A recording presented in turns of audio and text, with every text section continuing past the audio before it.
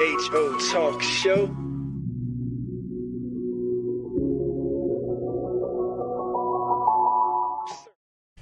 Yes, indeed. Yes, indeed. Back like we never left. IMHO Talk Show. That's it. And, you know how we do, how we get down by now. You got Sir Charles. Miss Max.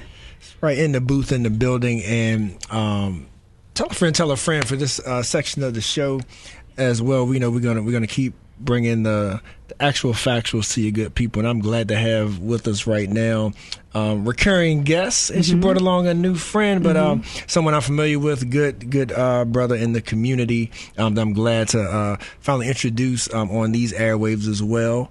But we're talking about our friend Deanna McDonald.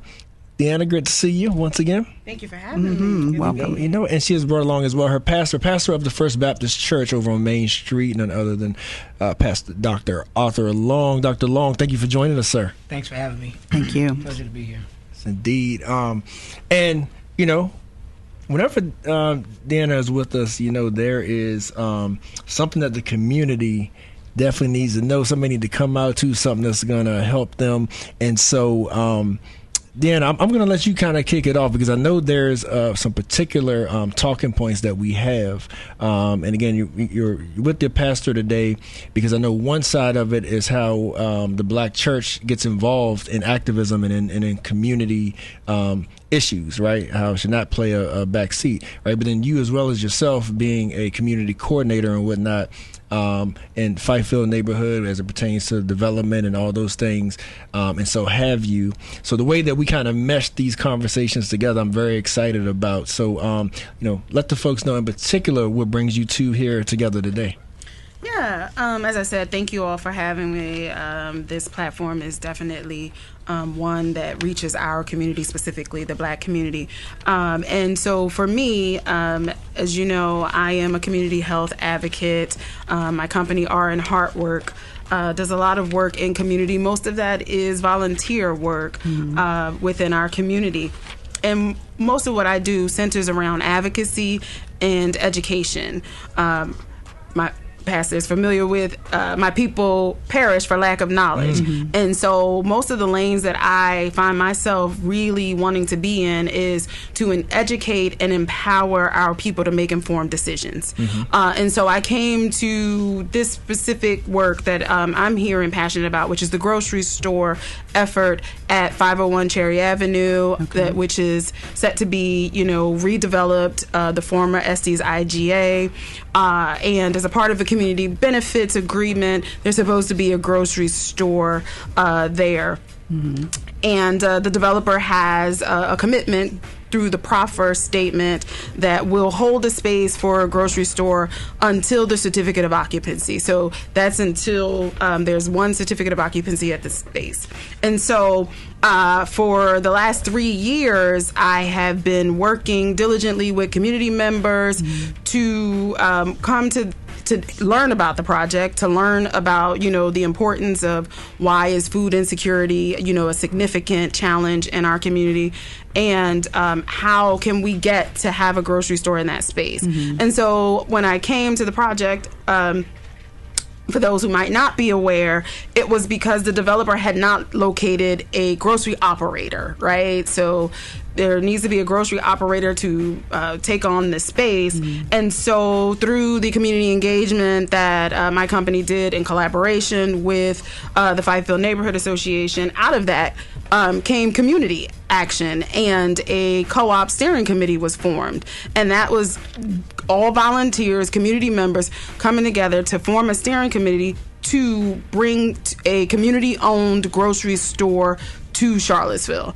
And so a whole new concept. So we went through some education. There's definitely a lot of education still coming. And why am I here today? Because in recent news, in June, the co-op steering committee decided that they could not move forward with the site at 501 Cherry Avenue, and that was based on feasibility studies that had been conducted. And so financial and site feasibility were significant factors for any grocery store. And so what came out of that is that the site design as currently planned could not had significant challenges for a grocery store. Okay. And so that includes parking, that includes sanitation services, and in fact, delivery of the actual groceries. Okay. And so like a 75-foot truck cannot navigate the terrain that is proposed, right? I get many questions like, well, there's a grocery store there now, and what we're talking about is the design that is planned once it's all torn down and redeveloped. Okay. So that is a challenge. And so the feasibility, the financial feasibility became a huge impact for the co-op that had to take into consideration that when you have so many inefficiencies that have stacked up here at a site, for the co-op, all of those inefficiencies were going to be shouldered by a grocery store operator.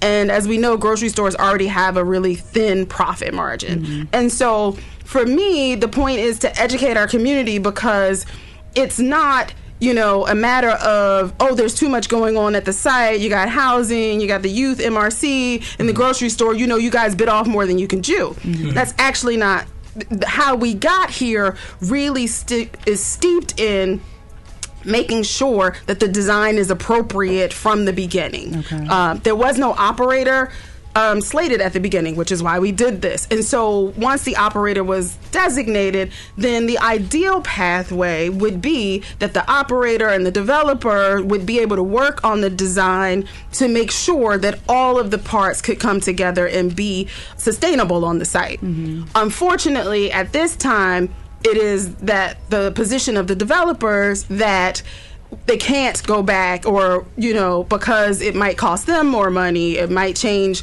the plans or the timeline, and so, as I said, to me, what this really comes down to is how do we all come together and shoulder some of that burden equally, right? So the grocery store operator, being the co-op selected at the time, could not shoulder all of that financial feasibility. It just wasn't, and that was really a lot of the impetus behind the decision to walk away.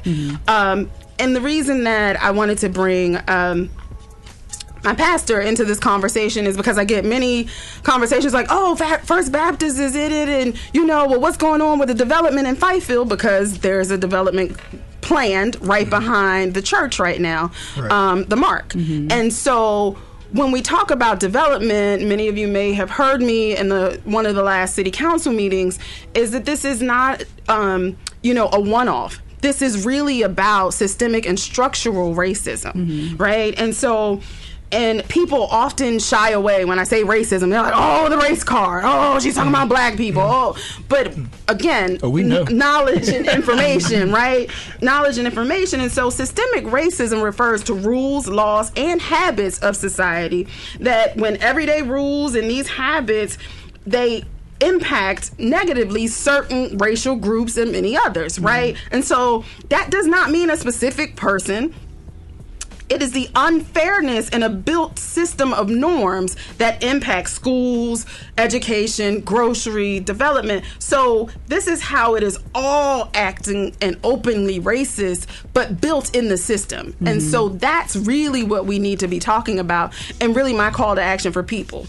And so I love, So let me interject there, though, like to kind of bridge those two, as we continue this conversation, because if I'm hearing you correctly, and I get like there's enough burden for us all to shoulder, right? And we have to approach it, like in a true co-op way, in a true communal way.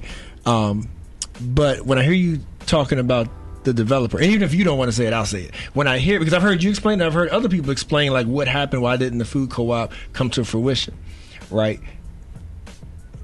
From what I gather, it seems like that the reason that we're given is something that the developer should have caught from the beginning.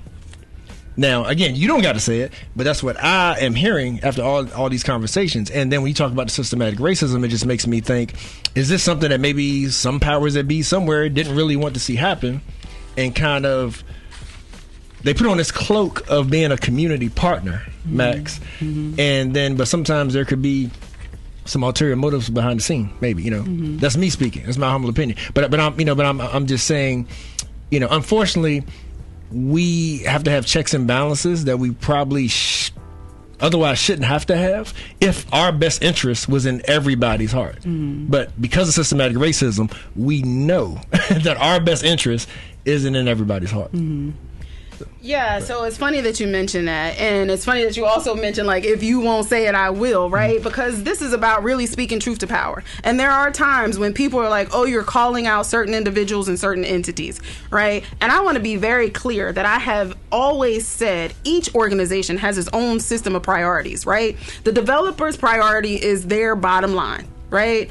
Also on the site, a partner in the developership is affordable housing, right? They have their bottom line. Even though it's affordable housing and it's a nonprofit, they get revenue from that housing. So they also have a bottom line, just as the grocery store has a bottom line. So for a developer to act on its priorities is a system norm, right? It is those checks and balances, those laws and policies and habits of society that would say, okay, well, here we are. Yes, you would normally keep going forward on this project because you've gotten so far, but wait, you promised the community a grocery store. So if it takes going back to the beginning, because now that you have the operator, that you can now collaboratively work together in a meaningful way, because that's what was missing at the beginning. There was no operator. They knew they didn't have an operator, right? So there was nobody that did this specific site design study, right?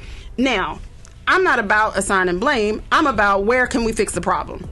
And so the problem is we got the design consultant. So now let's do it right. Let's go back to the drawing board. And that is the place where it's like that place of friction that says, oh, wait, the developers have their bottom line and their goal that they're working on. But if we're going to do this with community and for community, then we need to go back to the beginning. And that really is what's necessary here. Something else that stands out to me, too, and I definitely want to hear from Dr. Long, but what stands out to me is that there's still grumblings about, well, the community didn't really want this, didn't want it anyway, so we don't really care. But it seems like that the development for luxury condos can happen so seamlessly. Right, so is it? And the community doesn't want that for sure. So somebody I feel like needs to answer on why we build luxury condos. Community don't want, but when it's a food co-op that at least some of the community want, that can't happen. And I want to be clear because when we talk about co-op, right, I want to take it out of just co-op. It's a grocery store. Fifeville is a food desert, right? And it has been, and they're food deserts that impact Black people across this nation, right? And so what we really talk about is food apartheid, which are the systemic challenges that ensure the disinvestment in Black communities. And so everyone in that community, by and large, would agree a grocery store in our community is great, right? So there wouldn't be anybody like, oh, no, not a grocery store. So then when you add in, oh, well, what a co-op? I don't know about a co-op. Then maybe there's an educational gap there that we need to talk about because it's still a grocery store. And the benefit that this particular effort for the co-op has is about bringing affordable grocery to the site, right? So you guys heard that Good Foods Grocer was one of those that were in the running early on in the community engagement that I did. Good Foods Grocery does a lot of great work, but they are a natural food store with a very much higher price point than the co-op was seeking, right? So that is not about the community benefit for this Black community, the marginalized and low wealth community that needs high quality, affordable foods, right? And affordable food is going to be a challenge for anyone, but that's not their lane. So, Deanna, let me understand, because I'm just trying to catch up on the background of all of this. From the beginning, the developer agreed to a grocery store. They verbally agreed. They agreed by signing. They agreed. They just... So there's a proffer. There's a legal and binding written proffer statement that says that they will reserve a minimum of 5,000 square feet for a grocery store at the site. So what are we talking about? You know what I'm saying? I get that. And people... And so... If I were to like dumb it down, and I hate to use those terms, right? If I were to just say like in layman's terms, right? Let me break it down to the basic point. They had to have design plans, right? When they drew the design plans, they drew a box for the grocery store, right? What they didn't draw into the design plan was how the trucks were going to get in, where the garbage trucks were going to go, and how that was going to fit in. So when the expert design consultants that the co-op hired, right, came in and started asking those questions, one of them was very glaringly wait, the grocery store is going to share a garbage area with the housing? You can't do that. Where are those big cartons and crates and oh, wait. The grocery store deliveries are going to go through the front door of the grocery store. Have you ever seen the mess of delivery trucks if the milk carton breaks or something like that, right? Through the front of the grocery store. So there were some serious design elements that were missing from what the developers designed. Yeah. And so that is the problem. So yes, they drew a square box. Did they draw and really set for a grocery store? No. Now, so to be fair in this also, the developer also didn't do the market's feasibility study from the beginning either. They were at the table, but that was also community effort. CACF helped with a grant. The city helped with a grant so that a market study could say, could a grocery store actually go here? So yes, there are some other things that the developer, yes, should have done up front and could have done up front. And so when we're shouldering it all together, my point is, let's not talk about the shoulda, coulda, wouldas. Let's talk about let's do it now. Yeah, and that was the anchor business, if I remember correctly, and correct me if I'm wrong, but because this was actually going to be an establishment that was going to have other storefronts and other businesses, and even small businesses would have had opportunities of being on this property, right? So the grocery store was more just the anchor business. Because here's the thing, the community was absolutely no to development, absolutely no, we don't want this. Then when we talk about these community benefits agreements, we'll give you a grocery store, right? And as a matter of community benefits agreements, I also want to add here when we talk about affordable housing, right? Because affordable housing is spun as community benefit, right? We're talking about what was built on the history of this historically black community, right? If you are a black resident, you own your home, you live in Fifeville, the affordable housing coming there is not a community benefit to you. The community benefit that they ask for is a grocery store, right? That doesn't mean that affordable housing is bad. What it says is that the watering down of that and the changing of the terms to now say, well, we're just going to give you affordable housing and that's what they need. That is actually a city benefit. It's a government benefit. Charlottesville needs affordable housing. But now here we are once again saying that the black community should shoulder that responsibility. The black community is going, oh, we did a good thing and we put affordable housing in the black community, and you still left them without a grocery store. So are they asking for money to help go back and redesign the building? No, it has been a full stop that they would not. Now, again, as I said, they have said that, they're going to continue looking for grocery store operators, right? We're 3 years in. Right. Have they come to the table? Where is the grocery store operator? So for community, these are the questions that we should be asking now. Tell us now, where is the grocery store operator that you say can go here and will go here and will answer this need for affordable, healthy foods in our area? Right. And ladies and gentlemen, we are joined by Deanna McDonald and Dr. Arthur Long, and they are talking about the development over in Fifeville and where we stand now following the halt to the grocery store co-op over there. And so, and Deanna, if it's cool, I think it may be a good time for Dr. Long as well, because I know one part of our conversation that prefaced this interview was talking about, the black church and, the cornerstone that is within the community. And if I'm not mistaken, the Mark, which is the next big housing complex that's on the table, is right there in your backyard, of your church. And so, so Dr. Long, what part, does your ministry, does your church play in this community effort? So, first of all, I think it calls us to Jeremiah 29:7, where it says, seek the peace of the city, for in the peace thereof ye shall have peace. And so when you really think about it, this is more, bigger than a grocery store in development. It's bigger than apartment buildings because bigger than zoning maps and development plans. Now, when you think about it, it's basically about, who gets to decide what progress looks like. And when you really, really think about what's happening around us, every new building is not necessarily progress. Every crane in the sky does not mean the community is being lifted, and every multi-million-dollar investment does not mean everybody is being invested in. And every development called good for Charlottesville may not be good for all of Charlottesville. There are some things that you have to look at and say to yourself, where does this fit? Does this fit this community, or does this push out the community that's already here? And so when we think about seeking the peace of the city, the idea there is Hebrew word shalom, which means peace. It talks about wholeness, welfare, well-being. In other words, if the city is going to grow, how can it grow if the people are hurting? That's not peace. And if buildings are rising while long-time residents are being pushed aside, that's not peace either.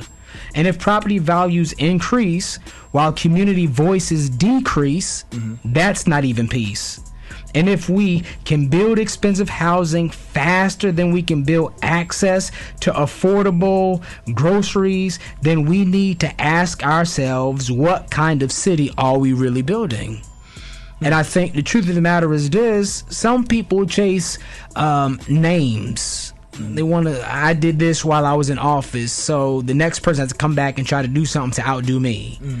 But when we're trying to build a name for ourselves, what are we saying to the people who backs we're standing on to build this name? Charlottesville want to be big. Don't get me wrong. There's nothing wrong with wanting to be big, but it's a problem when you want to be big and little is choking you around the neck. Okay. Now, part of the argument there that was going to be that we have to grow, that like prosperity, even, right? Like we have to be prosperous, and like that sort of is what gives us the value. Now, maybe that means that Charlottesville isn't for everybody, and I'm not saying that that's my belief per se. What I'm saying is, like, I believe that that's sort of the philosophical, argument, like, that's at hand, is that Charlottesville is going to grow. So then either you're going to grow with it, or or maybe we can find low income housing if that's what you need, or maybe you got to go out into the county or surround. You know what I mean? Like it's like, so there's and we had a conversation with the mayor about that, of like how do you balance, and other people as well. Max is like what's the give and take exactly, like when it comes to development and community, right? Like which one comes first? Like how do you do both? How do you preserve a community but say we can't be stagnant at the same time? Well, I mean, it's not about being stagnant. I think it's going to grow, yes, but you don't want it to grow and push out the people who helped it form in the first place. You want to bring those people to the table. Talk to them. Listen to them. Not only listen, but make sure you hear them in your plannings to make Charlottesville grow. You want Charlottesville to grow for who? Is the question. Who do you want it to grow for? The $1 million person? Do you want it to grow for that person who's the CEO? Or do you want it to grow for that young black child? Or that young white child? That young Pakistani child? Do you want it to grow for them, the generations behind you? Because if you're only looking for the generations in front of you and the rich money that's here already, what happens when they die off and somebody blow all of their money and no longer put money into the city? What are you leaving for the generations coming behind you? We have to realize that in everybody's story, there is a Paul and there's a Timothy. Paul is here now, but Timothy is behind him. What are you leaving for them? What are you saying for them? Do the same thing we're doing? Come in, make false promises, and build around the people who you want to push out. So they have no place else to go.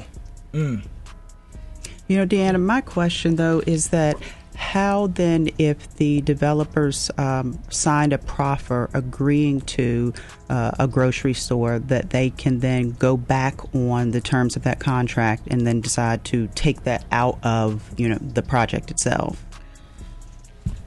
Well, that comes into those societal norms, right? Mm-hmm. So when you get down here and you're like, "Oh, we tried. Mm-hmm.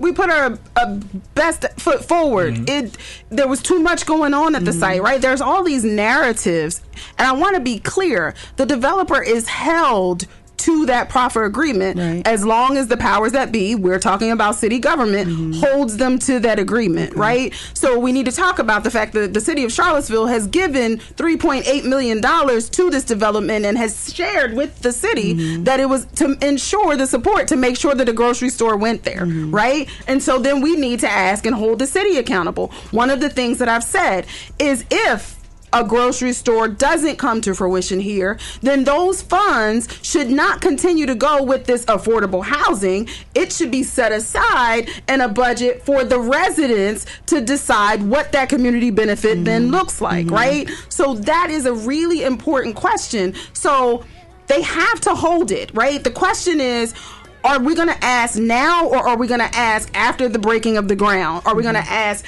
after it's already built and say, oh, wait, you didn't put a grocery store? We know there are challenges right here and right now. So we need to be asking the question, who's going to be the grocery store operator then, if not the co-op? And if there is no grocery store operator and it did not happen because of these design challenges or other factors, because financial feasibility is another factor, which is why we went to the city to say, is there some subsidy possible for a grocery store in this area? The city is not poised to do a subsidy at this time. Other localities are having city subsidy because the margins are so low for grocery, right? And so it is about, what is that intention, right? Because new developments act as anchors for that expansion and transformation, right? They do. But what is the intention? Is the intention to keep the historical people here and not another Vinegar Hill, where they are pushed out and we've got some affordable housing, when we've got more other people coming in and a change of the culture, right? We're all about diversity. That is also something that the Black community does well. We welcome everybody in, right? And so can we welcome everybody in and we be pushed out, and then what's left for us? Right. Where do we reside then? I mean, in my humble opinion, you seem to be approaching this, you and your team approaching this project in the right way, because oftentimes what comes up in conversations of big developments coming to historically Black neighborhoods is, what is the trade-off? Because these things are going to happen. In this situation, the trade-off, the community benefit, is the grocery store. So it sounds like you've made very clear, your team has made very clear what the trade-off is, what your desire is, and it's now, the onus is now in the balls with the city, with the developer, to then do what they have to do to make sure that the development sticks to the original plans for this project. And that whoever needs to go back and redesign, redraw, that they do those things. Yes, and I do want to make one thing. I am here speaking today as a community member. I am not here speaking today specifically as the Charlottesville Food Co-op, right? So this is a community call, right? Our community has to say, if not the co-op, what grocery operator? If not another grocery operator, then what and why? Yeah. And make sure that we get to a grocery operator. For me, as you all know, I am a nurse by trade, right? So food insecurity impacts Black communities at a rate of 19.7%. The Black population only represents 14% of the population in the country, right? So we are talking about a disparity here. And so for me, as a nurse and as a healthcare provider, I don't care if it's Joe Bob's grocery store, but it needs to be an actual grocery store, and it needs to address the needs of the people, the historic people and the people that are there, not for people that are coming or people that you want to push out. Yeah, I mean, it's a fight. If I could go back to a comment that Charles made earlier about some folks believing that maybe the Charlottesville is, not everyone can live here, and they may have to move out into surrounding counties or whatnot. I am of the opinion that if a person desires to live in the city, especially if they have history here, family here, born and raised here, then they should be at least allowed the opportunity to be able to do so. I think that I'll give the former Mayor Walker her kudos on this. When she was on city council, I will say that she did a fantastic job of making sure that the city kept a pulse on what the black community needed. Okay, and with that, I think that certain things, projects and housing and different things like that, subsidies and things like that came into place, because if you keep a pulse on what your black community needs, then you know what your disenfranchised or marginalized population in the city needs. And so now what I feel like we're seeing spilling over is that we could monitor that pulse more closely, but we're seeing evidence of having not done that by things like the encampment, because we experience the homelessness first, and then it spills over to people who don't necessarily look like us, and it comes out in different forms, formats, and whatever. But we're still seeing something that was a symptom that was very obvious in the black community originally. So we have to think about those things when we talk about this project offering affordable housing, when we know that we really need deeply affordable housing and different things like that. We need to stay in tune, keep the pulse on what the black community needs, because it will, by and large, be for the greater benefit of the broader community. Very well said. Very well said. Yeah, and we're stronger together too. When definitely black is one thing, but people of color continue to face these similar issues, right? So I agree, Max. But we are in Dr. I was going to hand it over to you. We do want to give you all the last word, and definitely let the folks know what the next steps are, right, and how to get in touch with you as well. All right. So I mean, to add to what was just said, I think there's a difference. We're choosing who can be in Charlottesville, who can live here or not, because people who live in a neighborhood, they know something about the neighborhood. Right? The grandmother who lived there on the block for 40 years, she knows something. The mother trying to get the groceries without a car knows something as well. Senior citizens walking up and down Cherry Avenue, they know something. Families wondering whether they still can afford to live there 10 years from now know something. They may not have a degree in urban planning. And they may not understand every page of the development code, but they understand home. And you cannot and you should not redesign somebody's home while trying to treat them like a visitor. So when we think about all of these things, there are three hard questions. There are three hard questions that we really have to ask. Charlottesville has to ask three hard questions. First of all, does it serve the people? Not merely investors, developers, or institution, but the people. Secondly, did the people have a meaningful voice? And thirdly, will the people who are here today still be able to live here tomorrow? Those are the three hard questions I believe this city has to ask, and it's a call for community to stand up and ask the city these questions. Who is it meant for? Do our voice really mean something to you? Are you listening to us? And will we be able to live here tomorrow? What I would add to that is there is no I in team. I tell people regularly, I might be in the room and not everybody can be in the room.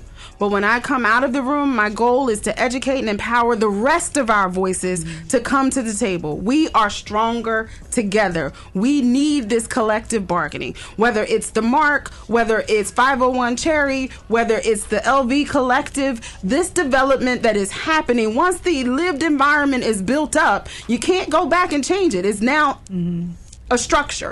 And so we really need all voices. And so my call to action is for more voices to come to the front, right? It's easy to silence and push out one voice, or to bully, or, oh, you're making too much noise. Oh, you're talking about racism. Oh, you're, offending people.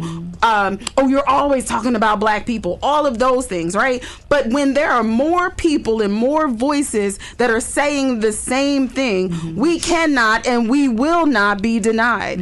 As, the song says, we shall overcome, but we have to persevere. And so my call is for more community community members that if you're interested in the co-op, show up for co-op meetings. I will be putting those out more regularly. Show up to the community meetings, the church. Our pastor, Dr. Long, has been inviting to the community to come in to make a space for community to be heard. Show up to those meetings. Continue to show up. We cannot tire. We cannot faint. We must persevere. How do people contact you? Or how do they follow? Yeah, so for me specifically, you can always reach me at RN Heartwork. That is RN Heart, as in your heart, HEART, work, RN Heartwork at gmail.com. For the co-op, you want to go to the SeavilleCoop.com. And then for the church, I don't have the church website, but FBC4. You can reach me at the church, FBC4G.org, or you can give us a call at 434-979-0952, or you can just stop by 632 West Main Street, right outside of the train station. After all, it is the best church on this side of heaven. All right, well, thank you all. We do have to break, but thank you all for joining us today, and please keep up the good fight, y'all, and keep us posted. thank you for having us. Thank you. Appreciate it.